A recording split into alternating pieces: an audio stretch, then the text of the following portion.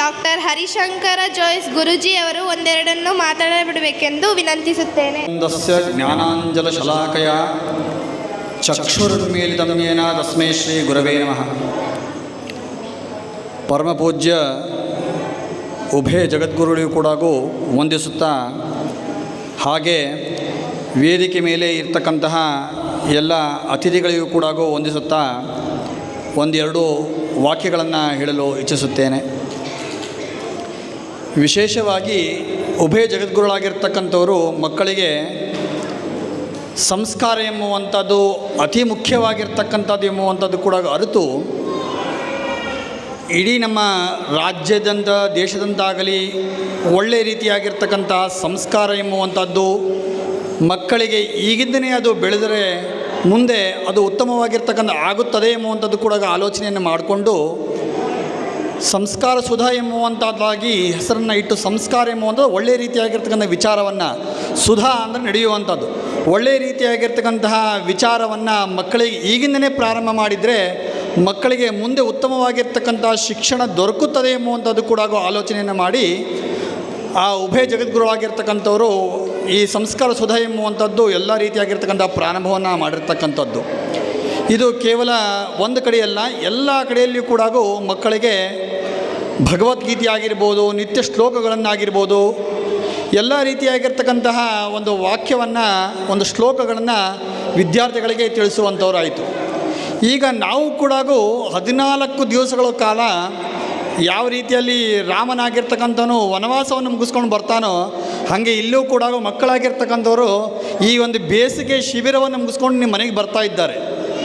ಯಾವ ರೀತಿಯಲ್ಲಿ ರಾಮಾಯಣದಲ್ಲಿ ರಾಮನಿಗೆ ಒಂದು ದಿವ್ಯ ಭವ್ಯವಾಗಿರ್ತಕ್ಕಂತಹ ಸ್ವಾಗತವನ್ನು ಕೋರಿ ಅವನಿಗೆ ಒಂದು ಪಟ್ಟಾಭಿಷೇಕವನ್ನು ಮಾಡಬೇಕೆಂಬುವಂಥದ್ದಾಗಿ ಮಾಡಿರ್ತಕ್ಕಂಥವ್ರಾಗಿದ್ದರು, ಅದೇ ರೀತಿಯಾಗಿ ಇಲ್ಲಿ ಮಕ್ಕಳಾಗಿರ್ತಕ್ಕಂಥವ್ರು ಎಲ್ಲವನ್ನೂ ಕೂಡ ಕಲ್ತು ನಿಮ್ಮ ಮನೆಗೆ ಬಂದಿರತಕ್ಕಂಥವ್ರು ಆಗ್ತಾರೆ. ಈಗ ಬಂದಾದ ಮೇಲೆ ಅವರಿಗೆ ಯಾವ ರೀತಿಯಾಗಿರ್ತಕ್ಕಂಥ ಒಂದು ಬೋಧನೆಯನ್ನು ಮಾಡಬೇಕು, ಯಾವ ರೀತಿಯಾಗಿರ್ತಕ್ಕಂತಹ ಒಂದು ಅಂಶವನ್ನು ತಿಳಿಸ್ಕೊಡ್ಬೇಕೆಂಬುವಂಥದ್ದು ನಿಮ್ಮ ಎಲ್ಲರ ಒಂದು ಕರ್ತವ್ಯವಾಗಿರ್ತಕ್ಕಂಥದ್ದು.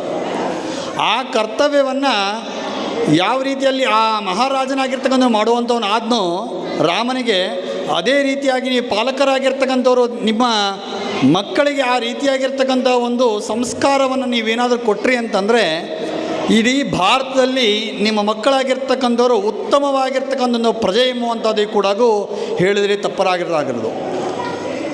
ಆ ರೀತಿಯಾಗಿ ಈಗ ಮಕ್ಕಳು ಸುಮಾರಾಗಿರ್ತಕ್ಕಂಥದ್ದು ಒಂದು 12 ಸ್ತೋತ್ರಗಳನ್ನು ಹೇಳ್ತಾರೆ, 12 ಸ್ತೋತ್ರಗಳನ್ನು ಹೇಳ್ತಾರೆ, ಭಗವದ್ಗೀತೆಯನ್ನು ಹೇಳ್ತಾರೆ. ಆಮೇಲೆ ಬೆಳಗ್ಗೆ ಅವರು ಎದ್ದೇಳಬೇಕಾದ್ರೆ ಯಾವ ಸ್ತೋತ್ರವನ್ನು ಹೇಳಬೇಕು, ಮಲ್ಕೊಳ್ಳೋ ತನಕ ಯಾವ ಸ್ತೋತ್ರವನ್ನು ಹೇಳಬೇಕು, ಅವೆಲ್ಲವನ್ನು ಕೂಡ ಹೇಳ್ತಾರೆ. ಹಾಗೆ ದೀಪವನ್ನು ಹಚ್ಚಬೇಕಾದ್ರೇನು ಎಲ್ಲ ಯಥೇಚ್ಛವಾಗಿರ್ತಕ್ಕಂಥ ಸ್ತೋತ್ರಗಳನ್ನು ಕೂಡ ಮಕ್ಕಳು ಹೇಳ್ತಾರೆ. ನೀವು ತಾಯಂದಿರಾಗಿರ್ತಕ್ಕಂಥವ್ರು ಮನೆಯಲ್ಲಿ ಅವ್ರು ಎದ್ದೇಳಬೇಕಾದ್ರೆ ಏನು ಹೇಳಬೇಕು ಅದನ್ನು ಹೇಳು ಎಂಬುವಂಥ ಕೂಡ ಅವ್ರು ಹೇಳ್ತಾರೆ. ನೀವೇ ಅದನ್ನು ಏನು ಹೇಳಬೇಕು ಅದನ್ನು ಏನು ಕೇಳಲಿಲ್ಲ ಅಂತಂದರೆ ಅವ್ರು ಏನೂ ಹೇಳಲ್ಲ, ಇರ್ತಕ್ಕಂಥದ್ದು ಕೂಡ ಎಲ್ಲವನ್ನು ಕೂಡ ಮರ್ತೋಗ್ಬಿಡ್ತಾರೆ.